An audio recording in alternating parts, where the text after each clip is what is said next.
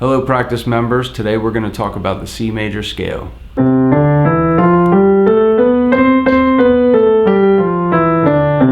It's very much a beginner lesson. Scales are important because that's where a lot of the melodies that you'll learn moving forward will come from, and understanding these scales and how they work will help you understand the melodies that you're going to play. They also are the basis for the formula for chords and arpeggios. Today we're just going to work on playing the scales and really focusing on making sure we get the correct fingerings.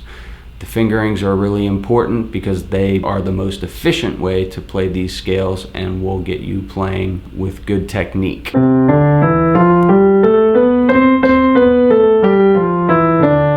Welcome to one of your first piano lessons. We are going to talk about scales today and learn how to play one of them, the C major scale, and use the correct fingerings for it. That's basically the most efficient way to play music, and a lot of the songs and stuff that you'll learn moving forward will have very specific fingerings that you need to use in order to play these songs the most efficient way possible. The C major scale is a good place to start because it is all of the white keys, and it's really easy to play.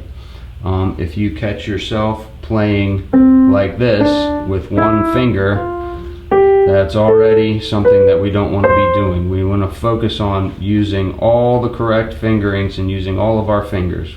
You put yourself at a huge disadvantage if you only played with two fingers or one finger.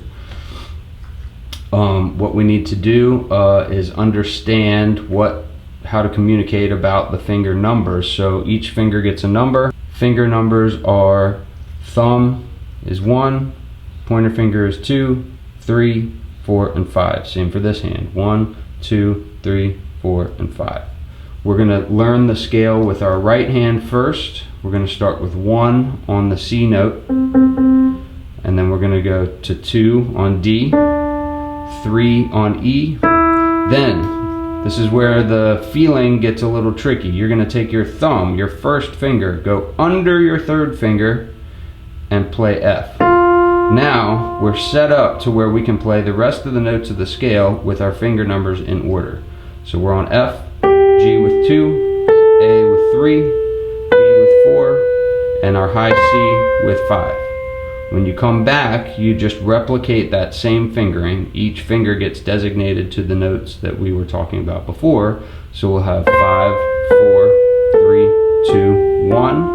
And then that tricky transition where our third finger needs to play E. So we're going to go over top of our thumb, play E, and then it sets us up for D with 2, C with 1. So again, 1, 2, 3, 1. Check that out. 1, 2, 3. Thumb goes under to F. 1, 2, 3, 4, 5. Now when we do the left hand, it's going to be the exact opposite. So we're starting on C because our hands are inverted, so to speak. You know, our thumbs are on the inside, pinkies are on the outside. So it would be kind of weird if our thumbs were over here, right? So we're going to do the same fingering that we did for the right hand, but we're just going to do it like reversed. So you do 5, 4, 3, 2, 1, and then we have 3 more notes of the scale that we need to play. So we're going to go over top with our third finger to play A, second finger on B, first finger on C. And then when we go in reverse, we do 1, 2, 3, thumb under, 1, 2, 3, 4, 5. So you'll need to play this many, many times in order to get the muscle memory set in. But we're going to go right hand again. 1, 2, 3, 1, 2, 3, 4, 5. 5, 4, 3, 2, 1, 3, 2, 1. Left hand. 5, 4, 3, 2, 1, 3, 2, 1, 1, 2, 3, 1, 2, 3, 4, 5. So you'll want to practice those separately for quite a while and making sure that you get the feeling of that thumb going under when you're ascending through the scale in your right hand, and when you come back down, moving your third finger to that E note so that you can get back and set yourself up for success to finish the scale.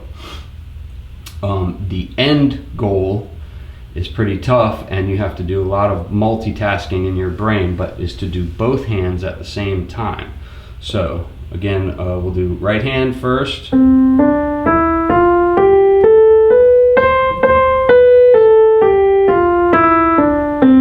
left hand second,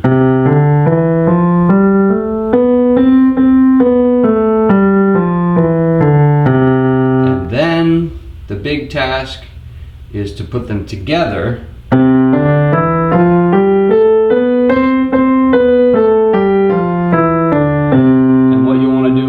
try and go that quickly right off the bat. You need to sit with each note and really think about what you're supposed to do in terms of the fingerings and keeping them consistent with when we practice them one at a time. So what we'll do is, and this is literally how slow you'll really need to do it in order to get this locked into your muscle memory. But you're going to go, you're thinking 5 on C, 1 on C. Go, okay, next note is D for both hands. I still get to do second finger and fourth finger here. Then third fingers play together, E. Now, our right hand now has a transition where our thumb goes under. So we're gonna go under to F. Still got second finger here on this F for your left hand. Second finger, once we've got our, so we should have 1 and 2. Now we're going to go to second finger for G and thumb for G. Now we've run out of fingers on our left hand, so we're going to have to do our third finger transition over to A. Third fingers play together again. That's a good mental note to make, is that every time you use your third finger in both hands, they are synchronized. Your third fingers play together. Here we go, A. Now we have B with our fourth finger in our right hand and our second finger in our left hand, and then we finish it out with 5 in the right hand, 1 in the left hand. Then we reverse it. So we're going to come back now.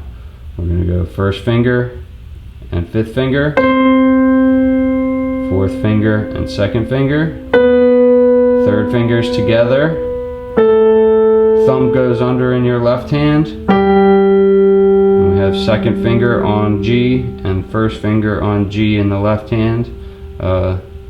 Then we go first finger in the right, second finger in the left. Now we've run out of fingers on our right hand, so we got to do third finger transition over. Third fingers together on that E. Second finger, fourth finger, first finger, fifth finger. Really take your time and think about both hands and just making sure you get the fingerings right, because eventually you do that enough times and you will get a smooth transition. It'll be that slow in the beginning, but eventually you add some rhythm to it